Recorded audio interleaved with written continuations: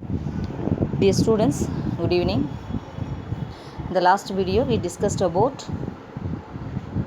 third lesson, theories of employment and income. That lesson we already discussed meaning of full employment, isn't it?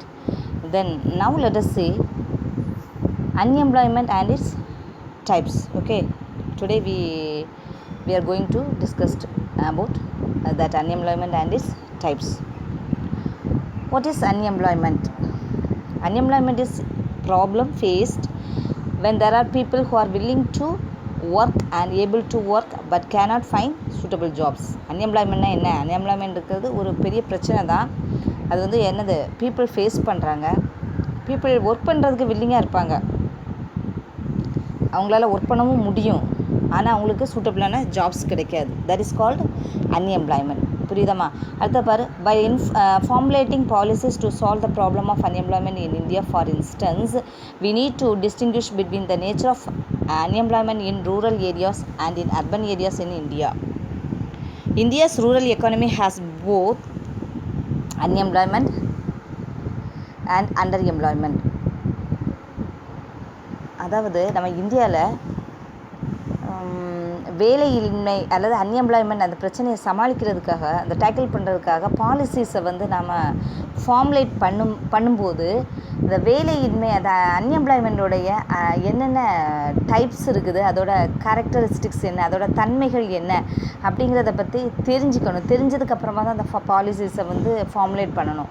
இப்போ இந்தியாவில் வந்து கிராமப்புறங்கள், rural ஏரியாஸில் வந்து unemployment இருக்குது. அந்த அன்எம்ப்ளாய்மெண்ட் வந்து எப்படி இருக்குது, ரொம்ப லோ லெவல் எம்ப்ளாய்மெண்ட் ஆப்பர்ச்சுனிட்டி இருக்குது. அதாவது அண்டர் எம்ப்ளாய்மெண்ட்னு சொல்லலாம். அண்டர் எம்ப்ளாய்மெண்ட் என்னது, குறைவாக வேலை வாய்ப்பு இருக்கிறதா என்ன சொல்லுவோம், அண்டர் எம்ப்ளாய்மெண்ட்னு சொல்லுவோம். சரியா? இப்போ அடுத்தது பாருமா, the major feature of rural employment is the existence of unemployment in the form of disguised unemployment and seasonal unemployment. அதாவது இந்தியாவில் மேக்ஸிமம் இந்த கிராமப்புறங்கள்லாம் எப்படிப்பட்ட ஒரு வேலையின்மை, அதாவது அன்எம்ப்ளாய்மெண்ட் எப்படிப்பட்டது காணப்படுது அப்படின்னு பார்த்தோம்னா டிஸ்கியூஸ்டு அன்எம்ப்ளாய்மெண்ட். டிஸ்கியூஸ்டு அன்எம்ப்ளாய்மெண்ட்னா இன்டைரக்டாக வேலை இல்லாமல் இருக்குது, மறைமுக வேலையின்மைன்னு சொல்லலாம் அதை. சரியா? அது கன்சீல்டு அன்எம்ப்ளாய்மெண்ட்டுன்னு கூட அதை சொல்லுவாங்க. அது மட்டும் இல்லாமல் சீசனல் அன்எம்ப்ளாய்மெண்ட். சீசனல் அன்எம்ப்ளாய்மெண்ட்னா பருவகாலத்தில் வேலையின்மை. அது ஒரு சில பருவத்துக்கு மட்டும்தான் அங்கே வந்து எம்ப்ளாய்மெண்ட் ஆப்பர்ச்சுனிட்டிஸ் இருக்கும். கிராமங்களில் பொதுவாக வந்து எப்படிப்பட்ட வேலை வாய்ப்புகள் இருக்கும், மேக்ஸிமம் அங்கே அக்ரிகல்ச்சுரல் பேஸ்டு ஒர்க்கு தான் இருக்கும். அப்படி தானே? விவசாயம் சார்ந்த வேலைகள் இருக்கும். அந்த விவசாயம் எப்போவுமே வருஷம் பூராவுமே நடந்துக்கிட்டே இருக்குமா, அந்த இயர் பூராவுமே நடந்துக்கிட்டே இருக்குமா? இருக்கிறதுக்கு சான்ஸ் இல்லை. இப்போ மழை பெறக்கூடிய அந்த நாட்களில் வந்து என்ன பண்ணலாம், அவங்க விதைத்து அப்புறம் வந்து அவங்க அறுவடை செய்யக்கூடிய அந்த ப்ராசஸில், ஹார்வெஸ்ட் பண்ணக்கூடிய ப்ராசஸில் வந்து அவங்க ஈடுபடுவாங்க. அந்த நேரத்தில் மட்டும்தான் அங்கே இருக்கக்கூடிய மக்களுக்கு வந்து எப்படி இருக்கும், வேலை வாய்ப்புகள் இருக்கும். அது இல்லாமல் மற்ற காலங்களில் வந்து வேலை வாய்ப்பு அப்படிங்கிறது இல்லாமல் இருக்கும். சரியா? அதுதான் என்னன்னு சொல்கிறோம், சீசனல் அன்எம்ப்ளாய்மெண்ட் சொல்கிறோம். In India, frictional, structural and open unemployment exists in urban areas due to urbanization.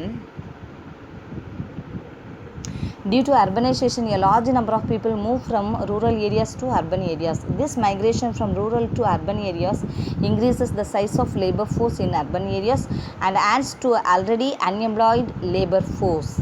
அதாவது இந்தியாவில் வந்து கிராமப்புறத்தில் எப்படிப்பட்ட அன்எம்ப்ளாய்மெண்ட் இருக்குதுன்னா ஃப்ரிக்ஷனல் அன்எம்ப்ளாய்மெண்ட், பிறழ்ச்சி வேலையின்மைன்னு சொல்லுவோம் தமிழில்.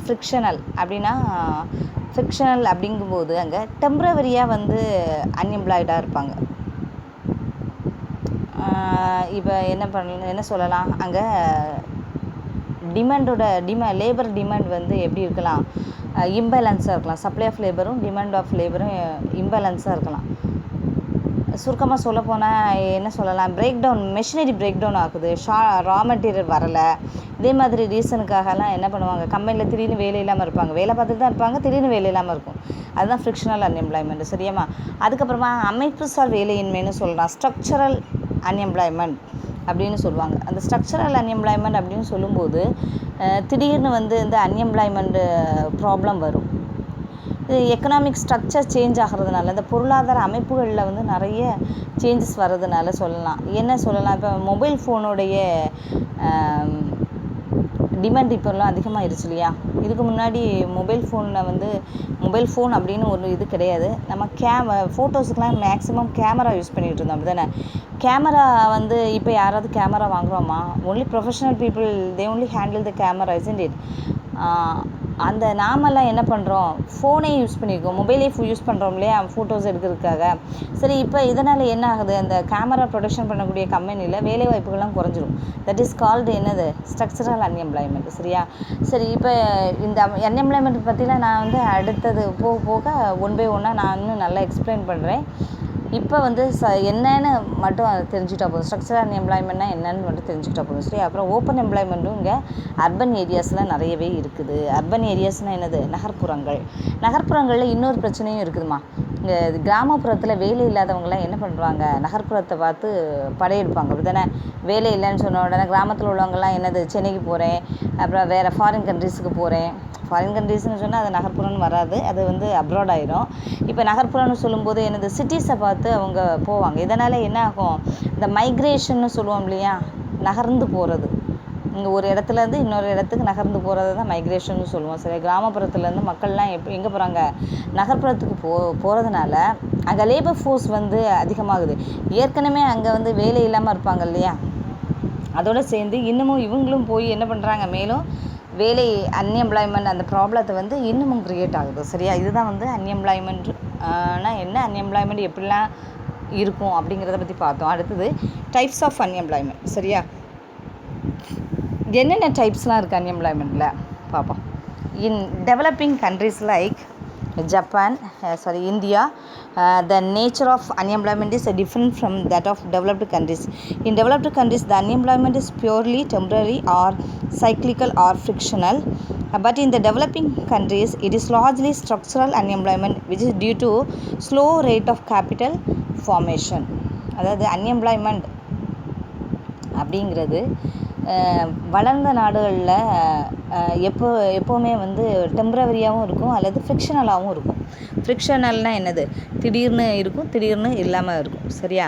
ஆனால் அந்த வளர்கின்ற நாடுன்னு சொல்லுவோம் இல்லையாம்மா, அங்கே வந்து கேபிட்டல் ஃபார்மேஷன் வந்து குறைவாக இருக்கிறனால தான் இந்த ஸ்ட்ரக்சரல் அன்எம்ப்ளாய்மெண்ட் வந்து அதிகமாக இருக்குது. கேபிட்டல் ஃபார்மேஷன் அதிகமாக இருந்துச்சுன்னா இந்த ஸ்ட்ரக்சரல் அன்எம்ப்ளாய்மெண்ட் என்ன ஆகுது, இருக்காது.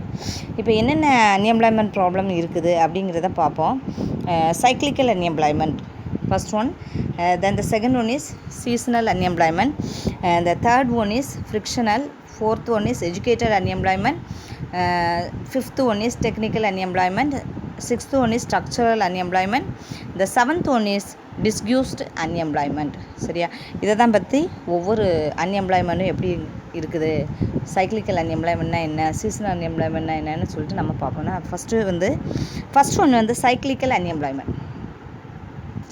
சைக்ளிக்கல் அன்எம்ப்ளாய்மெண்ட்னா என்ன, சைக்கிள் அப்படின்னு சொன்னாலே என்னதுமா, சுழற்சி. நான் சைக்கிள், பிஸ்னஸ் சைக்கிள்னு ஏற்கனவே சொல்லி கொடுத்துருக்கேன், ஞாபகம் இருக்குதா. பிஸ்னஸ் சைக்கிள்னு சொல்லிவிட்டு x axis y axis draw பண்ணி சொல்லி கொடுத்துருப்பேன். அதாவது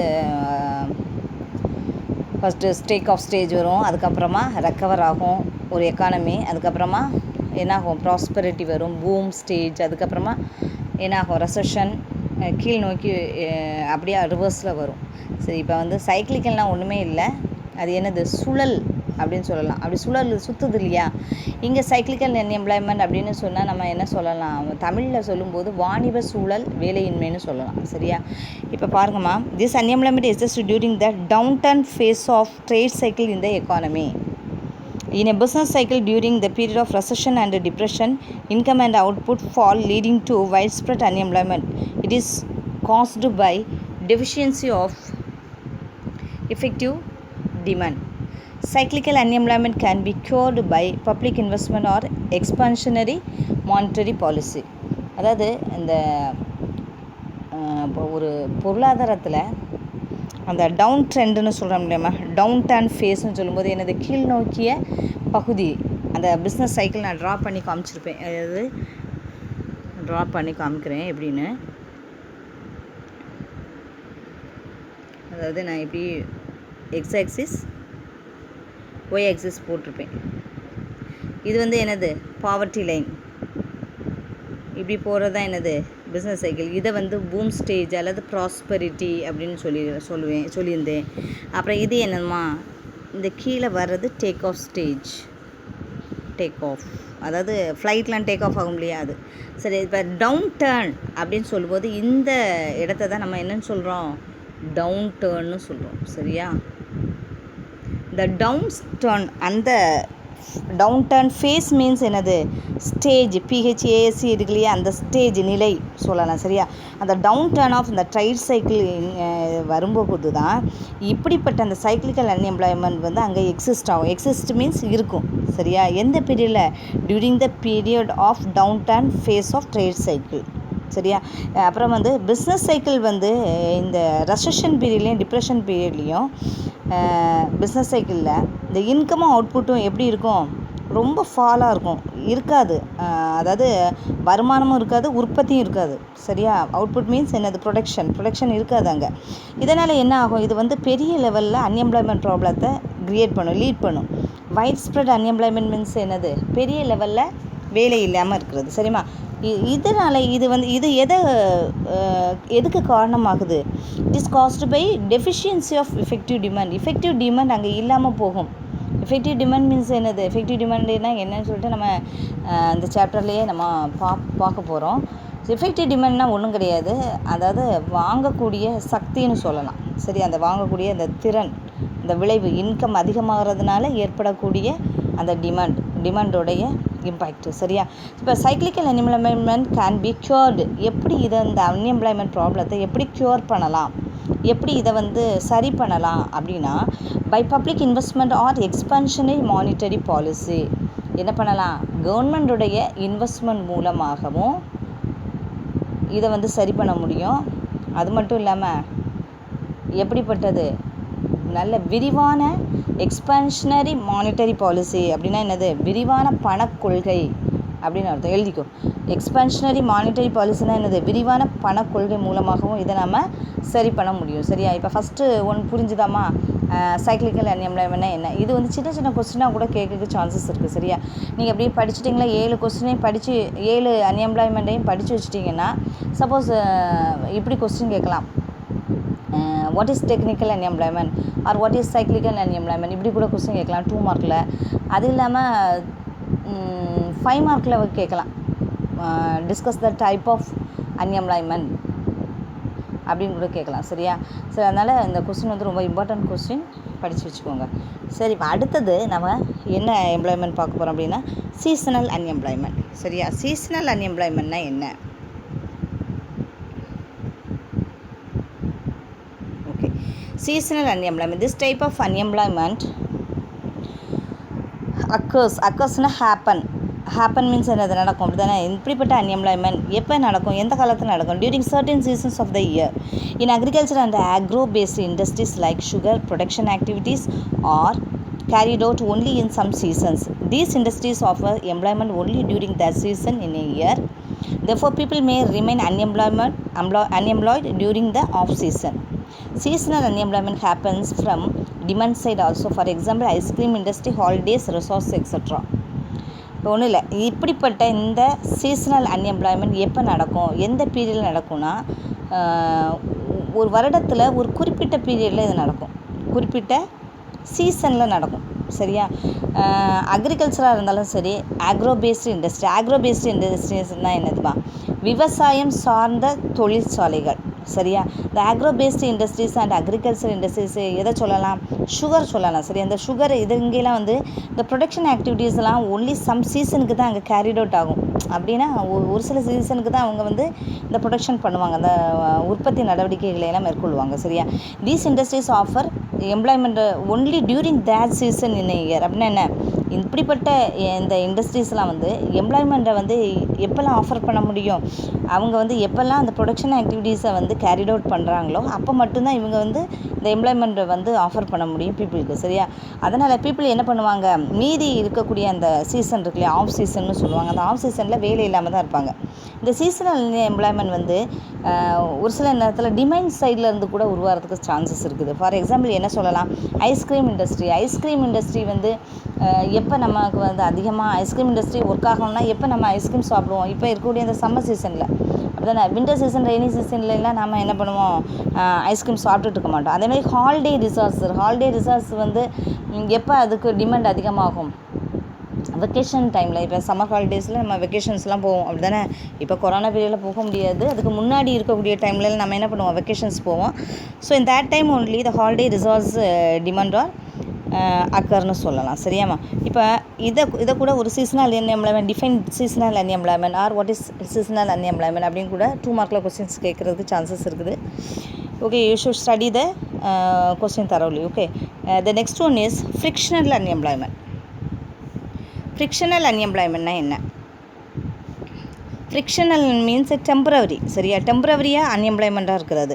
frictional unemployment arises due to imbalance between supply of labor and demand for labor. This is because of immobility of labor, lack of necessary skills, breakdown of machinery, shortage of raw materials, etc. The persons who lost jobs and in search of jobs are also included under frictional unemployment. This is the most important point, so you should underline the point. The person who are lost jobs and in search of jobs are also included under frictional unemployment. அதாவது frictional unemployment எப்போ arise ஆகும், எப்போ அதிகமாகும், எப்போ மேலோங்கும் அப்படின்னா, எப்போ வந்து அந்த சப்ளை ஆஃப் லேபருக்கும் டிமாண்ட் ஃபார் லேபருக்கும் இடையில இம்பேலன்ஸ் ஆகுதோ. அப்படின்னா என்னது, இப்போ ஒரு இடத்துல வந்து லேபருடைய சப்ளை அதிகமாக இருக்குது, ஆனால் லேபருடைய டிமாண்ட் வந்து குறைவாக இருந்துச்சுன்னா அங்கே இம்பேலன்ஸ் ஆகும். இப்படிப்பட்ட இடத்துல வந்து என்ன ஆகுமா, அந்த ஃப்ரிக்ஷனல் அன்எம்ப்ளாய்மெண்ட் வந்து அரைஸ் ஆகும். இது வந்து எதனால் மேலும் இது வந்து அரைஸ் ஆகிறதுக்கு இன்னும் ஒரு சில காரணங்கள்லாம் இருக்குது. இம்மொபிலிட்டி ஆஃப் லேபர் வந்து என்ன பண்ணுவாங்க, மொபைலாக இருக்க மாட்டாங்க, அதாவது இம்மொபிலிட்டியாக இருப்பாங்க. சரியா? அதுக்கப்புறம் லேக் ஆஃப் நெசசரி ஸ்கில்ஸ் இல்லாமல் இருப்பாங்க. அதாவது லேக்னாலே என்னது, லோ லெவல். சரியா? லோ லெவல் ஸ்கில்ஸை வந்து அவங்கக்கிட்ட லோ லெவல் ஸ்கில்ஸ் இருக்கலாம். அப்புறம் திடீர்னு மெஷினரிஸ் பிரேக் டவுன் ஆகலாம், ரா மெட்டீரியல்ஸ் வராமல் ஷார்ட்டேஜ் ஏற்படலாம். சரி, இதே மாதிரியான ரீசன்ஸுக்காக இந்த ஃப்ரிக்ஷனல் அன்எம்ப்ளாய்மெண்ட் வந்து என்னாகும், அரைஸ் ஆகும். அது மட்டும் இல்லாமல் the person who lost jobs, எந்த ஒரு நபர் வேலையை வந்து லாஸ் பண்ணுறாங்களோ, and in search of jobs are also included. வேலையை விட்டுட்டு வேலையை தேடுவாங்க இல்லையா, புது வேலையை தேடுவாங்க இல்லையா, அவங்க கூட இந்த வகையான அன்எம்ப்ளாய்மெண்ட்டில் இன்க்ளூட் பண்ணலாம், அவங்கள கூட சொல்லலாம். ஒரு இடத்துல வேலை பார்த்துட்ருக்காங்க, வேலை பிடிக்கலன்னு விட்டுட்டு இன்னொரு வேலையை தேடுவாங்க. அந்த டியூ டு அந்த டயத்தில் வந்து அவங்க என்ன பண்ணுவாங்க, அன்எம்ப்ளாய்டு பர்சனாக இருப்பாங்க. இந்த person who lost jobs and in search of jobs are also included under frictional unemployment. சரியா? இது வந்து frictional unemployment, third type of unemployment பார்த்தாச்சு. Then the next one is educated unemployment. Sometimes educated people are underemployed or unemployed when qualification does not match the job. Faulty education system, lack of employable skills, mass student turnout and preference for white collar jobs are highly responsible for educated unemployment in India அப்படின்னு சொல்லலாம். அதாவது educated unemployment சொல்லும்போது ஒரு சில நேரத்தில் வந்து ஒரு சிலவங்க வந்து ரொம்ப படிச்சிருப்பாங்க. சரியா? கல்வி தகுதி வந்து அதிகமாக இருக்கும். ஆனால் அவங்க என்ன பண்ணுவாங்க, அதுக்கு ஏற்றபடி வேலையை தான் செய்யணும்னு நினச்சிருப்பாங்க. கிடைக்கிற வேலையை செய்யணும் அப்படின்னு சொல்லிட்டு செய்கிறது இல்லை. அது மட்டும் இல்லாமல் அவங்க பகுதி நேர வேலையும் பார்ட் டைம் ஜாப்பையும் பார்க்குறாங்க. இதை கூட என்ன சொல்லலாம், நம்ம அண்டர் எம்ப்ளாய்மெண்ட்டுன்னு சொல்லலாம். சரியா? பகுதி நேர வேலையை பார்க்கும்போது அது வந்து அண்டர் எம்ப்ளாய்மெண்ட் சொல்லலாம். இப்படிப்பட்ட வேலை இல்லாமல் இருக்கிறதுக்கு என்ன சொல்லலாம்னா எஜுகேட்டட் அன்எம்ப்ளாய்மெண்ட் சொல்லலாம். இதுக்கு எதெல்லாம் காரணம், தவறான கல்வி முறை. அதாவது என்னது, ஃபால்ட்டி எஜுகேஷன் சிஸ்டம்னா என்னம்மா, தவறான கல்வி முறை. அப்புறமா வேலைக்கான திறன் வந்து பற்றாக்குறையாக இருக்குது, லேக் ஆஃப் எம்ப்ளாயபிள் ஸ்கில்ஸ். சரியா? வேலைக்காக இருக்கக்கூடிய திறன் பற்றாக்குறையாக இருக்குதுன்னு சொல்லலாம். லேக்னாலே அது பற்றாக்குறை தான், குறைவான அப்படின்னு ஒரு மீனிங் தான். அப்புறம் ஒவ்வொரு இயருமே வந்து கிராஜுவேட்ஸ் எல்லாருமே வெளியில் வராங்க, அப்படி தானே? மாஸ் ஸ்டூடெண்ட்ஸ் டேர்ன் அவுட்னா என்னது, நிறைய பேர் படித்தவங்க எல்லாருமே ஒவ்வொரு வருடமும் வெளியில் வந்துட்டு தான் இருக்கிறாங்க. அது மட்டும் இல்லாமல் இந்த ஒயிட் காலர் ஜாப்பை தான் அதிகமாக விரும்புகிறாங்க. இந்த பட்டம் வாங்கிட்டு வராங்க இல்லையா, அவங்க வந்து என்னது ஒயிட் காலர் ஜாப்னால் என்னது, ஆஃபீஸ் ஒர்க் இருக்கு இல்லையா, அவங்க ரொம்ப கடினமான வேலையை வந்து செய்கிறதுக்கு விரும்புகிறதில்ல. ஆஃபீஸ் ஒர்க் மாதிரி இந்த ஐடி கம்பெனியில் வேலை பார்க்குறது, இதெல்லாம் வந்து எனது பெரிய ஆஃபீஸில் ஒர்க் பண்ணுறதெல்லாம் இதை வந்து ஒயிட் காலர் ஜாப்னு சொல்லலாம். சரியா, இதே மாதிரியான காரணங்களால் தான் இந்த எஜுகேட்டட் அன்எம்ப்ளாய்மெண்ட் வந்து க்ரியேட் ஆகுது. சரியாம்மா? ஓகே, இந்த next one is technical unemployment. Modern technology being capital intensive requires less laborers and contributes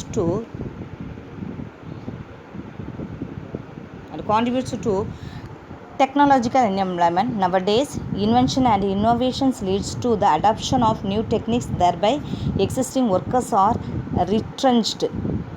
Labor saving devices are responsible for technological unemployment. சரியா, அதாவதுமா இந்த டெக்னிக்கல் அன்எம்ப்ளாய்மெண்ட் அப்படின்னு சொல்லும்போது இது வந்து என்ன சொல்லலாம், தொழில்நுட்ப வேலையின்மைன்னு தமிழில் சொல்லலாம். சரியா, இந்த இப்போ நியூ டெக்னாலஜி வந்து எதன் மூலமாக வரும், கேபிட்டல் இன்டென்சிவ் டெக்னிக் மூலமாக தான். இந்த கேபிட்டல் இன்டென்சிவ் டெக்னிக் வந்து கேபிட்டல் இன்டென்சிவ்னாலே என்னது, அங்கே கேபிட்டலை வந்து மூலதனமாக நிறைய யூஸ் பண்ணி டெக்னாலஜியை யூஸ் பண்ணுவாங்க. கேபிட்டல் மூலதனத்தை அதிகமாக ஃபார்மேஷன் பண்ணுவாங்க. சரியா, நிறைய செலவு பண்ணி டெக்னாலஜியை இம்போர்ட் பண்ணுவாங்க. ஒன்றும் இல்லை, நிறைய மிஷினரிஸ் வாங்கி வச்சுருப்பாங்க, அதுதான் உண்மை. சரியா, நிறைய மிஷினரிஸ்லாம் வாங்கி வைக்கும்போது அங்கே உழைப்பாளர்கள் வந்து தேவைப்படுவாங்களா, லேபரர்ஸ் தேவைப்படுவாங்களா, தேவைப்பட மாட்டாங்க. சரியா, அது மட்டும் கிடையாதுமா, வேறு என்னெல்லாம் சொல்லலாம், இப்போல்லாம் வந்து இன்னோவேஷன்ஸ்லாம் வந்து நிறைய வந்திருக்கு. இன்வென்ஷன்னா என்னது, புதுசாக ஒரு இதை கண்டுபிடிக்கிறது. இன்னோவேஷன்ஸ்னால் என்னது, அதை கண்டுபிடிச்ச விஷயத்தை அப்ளை பண்ணுறது. Already I told you, isn't it? Okay, inventions and innovation lead to the, இந்த ரெண்டுமே எதை லீட் பண்ணுது, to the adoption of new டெக்னிக்கை வந்து நம்ம அடாப்ட் பண்ணுறதுக்கு அது வந்து லீட் பண்ணுது. சரியா, இதனால் என்ன ஆகுது, ஏற்கனவே இருக்கக்கூடிய ஒர்க்கர்ஸ்லாம் என்ன பண்ணுறாங்க, ரிட்ரென்ச் ஆகிறாங்க. ரிட்ரென்ச்னா என்னது, வேலை நீக்கம். எழுதிக்கோ, ரிட்ரென்ச் மீன்ஸ் RETRENCHED. ரிட்ரென்ச்னா என்னம்மா, வேலை நீக்கம். அவங்க வேலையிலேருந்து நீக்கப்படுறாங்க. இப்படி இன்னோவேஷன் ஆஃப் நியூ டெக்னிக்ஸை வந்து நம்ம அடாப்ட் பண்ணும்போது that leads to the existing workers are retrench. சரியா, labour saving devices are responsible for technological unemployment. அப்போ லேபர் சேவிங் டிவைஸ் மட்டும்தான் இதுக்கு ரெஸ்பான்சிபிள் ஆகுது, டெக்னாலஜிக்கல் அன்எம்ப்ளாய்மெண்ட். அப்படி தானே, லேபர் சேவிங் டிவைஸ்னால் என்னது, உழைப்பை வந்து சேவ் பண்ணக்கூடிய மெஷினரிஸ். இந்த மெஷினரிஸ்லாம் நியூ டெக்னாலஜிஸ்லாம் வந்ததுனால இருக்கக்கூடிய அந்த உழைப்பாளர்களுக்கெல்லாம், வேலை ஆட்களுக்கெல்லாம் வேலை இல்லாமல் பண்ணிடுச்சு. That is called technical unemployment. Okay, then the next one is structural unemployment. Structural அன்எம்ப்ளாய்மெண்ட்னா என்ன, அதாவது structural unemployment is due to drastic change in structure of the society. இது வந்து என்னது, ஒரு பெரிய, இது எதனால் வருது, ஒரு பெரிய அளவில் சேஞ்சஸ் வந்து சொசைட்டியில் இருக்கக்கூடிய அமைப்பில் ஒரு பெரிய அளவில் சேஞ்சஸ் வரும்போது, இது lack of demand for the ப்ராடக்ட்னு சொல்லலாம், or shifting demand to the other products cause this type of unemployment சொல்லலாம். அதாவது ஒரு ப்ராடக்ட்டுக்கு டிமாண்ட் வந்து ரொம்ப குறைவாக இருக்கும்போது கூட இது வரலாம், அல்லது இந்த டிமாண்ட், அந்த ஒரு ப்ராடக்டோடைய டிமாண்ட் வந்து இன்னொரு ப்ராடக்ட்டுக்கு ஷிஃப்ட் ஆகுது அப்படின்னு சொல்லலாம். முன்னாடிலாம் நம்ம என்ன பண்ணிக்கிட்டு இருந்தோமா, சாங்ஸ் கேட்குறதுக்கெலாம் டேப் ரெக்கார்டர்னு வீட்டில் வச்சுருப்பாங்க. அதுக்கு முன்னாடி ரேடியோ இருக்கும், அதுக்கப்புறமா டேப் ரெக்கார்டர்னு வந்துச்சு, அதுக்கப்புறமா என்னது டிவிடி வந்துச்சு, அப்புறமா சிடி பிளேயர் வந்துச்சு. அதெல்லாம் இது பண்ணிக்கிட்டு என்ன வந்துச்சு, இப்போ பென்ட்ரைவ்னு வந்துச்சு. பென்ட்ரைவில் காப்பி பண்ணி என்ன பண்ணுறோம், நம்ம தேவையான சாங்ஸை கேட்குறோம், அப்படிதானே. அப்போ அந்த டிமாண்ட் ஆஃப் ப்ராடக்ட் என்ன ஆகுதுமா, ஷிஃப்ட் ஆகுது. புரியுதா, வேறு ப்ராடக்ட்டு ஷிஃப்ட் ஆகுது. இது கூட வந்து இந்த ஸ்ட்ரக்சரல் அன்எம்ப்ளாய்மெண்ட்டுக்கு ஒரு ரீசன் சொல்லலாம். ஆனால் இங்கே நம்ம புக்கில் ஒரு எக்ஸாம்பிள் போட்டிருக்காங்க. Rise in demand for mobile phones has adversely affected the demand for cameras, tape recorders etcetera. Okay, இப்போ வந்து டேப் ரெக்கார்டருக்கும் கேமராவுடைய டிமாண்டும் ரொம்ப அஃபெக்ட் ஆகிடுச்சு. ரொம்ப அட்வர்ஸ்லி அஃபெக்டட்னா என்னது, ரொம்ப மோசமாக வந்து பாதிக்கப்பட்டுருச்சு. எதனால், மொபைல் ஃபோன் வந்ததுனால. மொபைல் ஃபோனில் நம்ம என்னெல்லாம் பண்ணிக்கலாம், பாட்டு சாங்ஸ் கேட்கலாம், ஃபோட்டோஸ் எடுக்கலாம், இது மல்டி பர்பஸ்க்கு நம்ம யூஸ் பண்ணிக்கலாம், அப்படி தானே. So this kind of unemployment results from massive and deep rooted changes in economic structure. இப்படிப்பட்ட பொருட்களுடைய டிமாண்ட்லாம் ஷிஃப்ட் ஆகும்போது அந்த அந்த ஓல்டு ப்ராடக்ட் ப்ரொடக்ஷன் பண்ணுறாங்க இல்லையா, அந்த கம்பெனியில் இருக்கக்கூடியவங்களாம் வேலை இல்லாமல் ஒரு வேலை இல்லாத ஒரு நிலைக்கு தள்ளப்படுவாங்க, அப்படி தானே. இப்படிப்பட்ட இந்த அன்எம்ப்ளாய்மெண்ட் ரிசல்ட்ஸ் எதனால் வருது? மேசிவ் அண்ட் டீப் ரூட்டட் சேஞ்சஸாக ஆகுது. எக்கனாமிக் ஸ்ட்ரக்சரில், பொருளாதார அமைப்பில் ஏற்படக்கூடிய பெரிய அளவிலான அந்த டீப் ரூட்டட் அந்த சேஞ்சஸ் இருக்கு இல்லையாம்மா, இதனால் வர்றது. சரியா, இதை வந்து சரி பண்ண முடியும்னு சொல்ல முடியாது. ஏன்னா இது வந்து இந்த ஸ்ட்ரக்சரல் அன்எம்ப்ளாய்மெண்ட்டை வந்து க்யூர் பண்ணுறதுங்கிறது ஒரு பெரிய விஷயம். ஏன்னா நாம் வந்து என்ன பண்ணுறோம், இதுக்கு என்ன காரணமாக இருக்குது? ப்ராடக்டுடைய இது சொசைட்டியில் ட்ராஸ்டிக் சேஞ்சஸ் வர்றதுனால lack of demand for the product and other then is shifting demand to the other ப்ராடக்ட்ஸ்னு சொல்லலாம். சரியா, இதெல்லாம் வந்து ஸ்ட்ரக்சரல் அன்எம்ப்ளாய்மெண்ட் க்ரியேட் பண்ணுறதுக்கு ஒரு ரீசன். சரியாம்மா? சரிம்மா, இப்போ வந்து அடுத்தது நம்ம டிஸ்கியூஸ்ட் அன்எம்ப்ளாய்மெண்ட் அப்படின்னா என்னென்னு பார்ப்போம். இந்த டிஸ்கியூஸ்டு அன்எம்ப்ளாய்மெண்ட்னா மறைமுகமாக வேலை இல்லாமல் இருக்கிறது. அது என்னது மறைமுகமாக வேலை இல்லாமல் இருக்கிறது? நான் ஒரு சின்னதாக ஒரு எக்ஸாம்பிள் சொல்கிறேன். இப்போ நம்ம வீட்டில் வந்து காம்பவுண்டு சுவர் கட்டணும். சரியா, காம்பவுண்டு சுவர் கட்டணும். அதுக்கு ஒரு 2 பேர் இருந்தால் போதும். ஆனால் என்ன பண்ணுறாங்க, நம்ம ஒரு 5 பேர் வேலைக்கு வைக்கிறோன்னு வைவேன். அதிகப்படியான ஆட்கள் வந்து ஒரு வேலையை பார்க்குறதுக்கு அதிகப்படியான ஆட்களை சேர்த்து வச்சுருக்கோம். இப்போ என்ன பண்ணுறோம், 2 பேர் பார்த்துட்ருக்காங்க வேலை. அந்த 2 பேரில் இப்போ 2 பேர் பார்க்க வேண்டிய வேலையை 5 பேர் பார்க்குறாங்க. இப்போ நாம் என்ன செய்கிறோம், 2 பேர் பார்த்தா போதும், எதுக்கு தேவையில்லாமல் வேலையை எனக்கு நிறைய ஆள் வச்சுட்டோமோ அப்படின்னு யோசிச்சுட்டு 3 பேரை வேலையை விட்டு போக சொல்லிட்டோம். நீ போயிருப்பா, 2 பேரை வச்சு நாங்கள் அந்த காம்பவுண்ட் சுவரை கட்டிக்கிறோம் அப்படின்னு சொல்லிடுறோன்னு வைவேன். இந்த 3 பேர் போனதுனால எந்த ஒரு லாஸும் கிடையாது. எந்த ஒரு லாஸ் மீன்ஸ் வேலையில் நான் சொல்கிறது, நமக்கு வந்து கூலி கொடுக்குறது நமக்கு குறையும், அது வேறு விஷயம். நம்ம இப்போ அதை பற்றி பேசலை, வேலையை பற்றி தான் பேசணும். சரியா, இப்போ இந்த 3 பேர் போனதுனால வேலையில் எந்த பாதிப்பும் இருக்காது. அந்த வாழை வந்து ஈவினிங்குள்ளே அவங்க 2 பேருமே சேர்ந்து கட்டிடுவாங்க. சரியா, இப்போ நம்ம 5 பேரும் வச்சு வேலை வாங்கினாலும் இந்த வாழை வந்து ஈவினிங் வரை கட்டுவாங்க. அப்போ நம்ம என்ன பண்ணணும், சம்பளம் கொடுக்கணும், அது வேறு விஷயம். ஆனால் அவங்களுக்கு வந்து இவங்க 5 பேர் இருந்து எல்லோரும் ஃபுல் ஃபோர்ஸில் ஒர்க் பண்ணுவாங்களா? பண்ண மாட்டாங்க. ஒரு சிலவங்க அந்த 3 பேர் என்ன பண்ணுவாங்க, சும்மா பேருக்கு வேலை பார்க்குற மாதிரி ஆக்ட் பண்ணிகிட்டு இருப்பாங்க. புரியுதா? இதுதான் என்னது, மறைமுகமாக வேலை இல்லாமல் இருக்கிறது. புரியுதாம்மா? அதாவது தேவைக்கு அதிகமானவங்க வந்து ஒரு வேலையில் இருந்தால் அதுதான் வந்து மறைமுக வேலையின்மைன்னு சொல்லலாம். சரியா, உதாரணத்துக்கு வந்து நம்ம அக்ரிகல்ச்சர் செக்டாரில் தான் இதே மாதிரியான வேலையின்மைலாம் இருக்கும். பாரு, இப்போ disguised unemployment occurs when more people are there then what is actually required. சரியா, ஒரு வேலைக்கு அதிகமானவங்க வந்து தேவைக்கு அதிகமானவங்க ஒரு வேலையில் இருந்தால் அதுதான் என்னது, disguised unemployment. Even if some workers are withdrawn, production does not suffer. பார்த்தியா, அது வந்து ஒரு சில வேலைக்காரங்களை நம்ம விட்ரா பண்ணால் கூட அந்த ப்ரொடக்ஷன் வந்து என்ன ஆகாது, சஃபர் ஆகாது, பாதிக்கப்படாது. This type of unemployment is found in agriculture. இதே மாதிரி ப்ராப்ளம்லாம் எங்கே தான், இப்படிப்பட்ட அன்எம்ப்ளாய்மெண்ட் எங்கே வரும், அக்ரிகல்ச்சரில் வரும். A person is said to be disguisedly by unemployed if his contribution to output is less than what he can produce by working for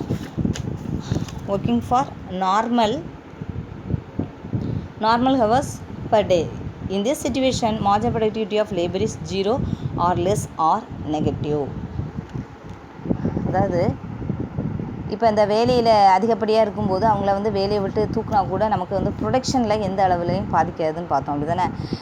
இப்போ வேலை இல்லாததுனாலேயோ தெரிஞ்சே வந்து அதிகமானவங்க வந்து ஒரு வேலையில் ஈடுபட்டிருப்பாங்க. இப்படிப்பட்ட வேலையின்மையால் வந்து இந்த லேபரர்ஸ் இருக்காங்களே, இவங்களுடைய ப்ரொடக்டிவிட்டி, அந்த மார்ஜினல் ப்ரொடக்டிவிட்டி இருக்குல்ல, இறுதிநிலை உற்பத்தி திறன்னு சொல்லலாம், இது வந்து 0 இருக்கும், அல்லது குறைவாக இருக்கும், அல்லது நெகட்டிவாக போயிருக்கும். சரியா, ஏன்னா இவங்களால எந்த யூஸும் கிடையாது. சரியாம்மா, இவங்க வேலைக்கு வந்திருக்காங்க அவ்வளோதான். ஆனால் அவங்க வந்து என்ன பண்ணுவாங்க, அவங்களுடைய ஃபுல் ஃபோர்ஸை வந்து காமிக்க மாட்டாங்க. என்ன பண்ணுவாங்க, சும்மா ஒரு அவுட்புட்டை வந்து அவங்களால அவங்களோட பங்களிப்பு, அவங்களோட கான்ட்ரிபியூஷனுங்கிறது ரொம்ப லோவாக இருக்கும். சரி, this is called disguised unemployment. ஓகேம்மா, நம்ம இப்போ என்னெல்லாம் பார்த்தோம், அன்எம்ப்ளாய்மெண்ட்னா என்ன, டைப்ஸ் ஆஃப் அன்எம்ப்ளாய்மெண்ட் பார்த்துக்கோம். டைப்ஸ் ஆஃப் அன்எம்ப்ளாய்மெண்ட் வந்து 7 இருக்குது. ஓகே, நான் ஒவ்வொரு நாளும் லெசன் நடத்த அந்தந்த சம்மந்தப்பட்ட கொஸ்டின்ஸை வந்து you should study well, then only you follow the 12th standard chapter correctly. ஓகேம்மா, ஏதாவது டவுட் இருந்துச்சுன்னா ஃபோன் பண்ணி கேளுங்க. ஓகே.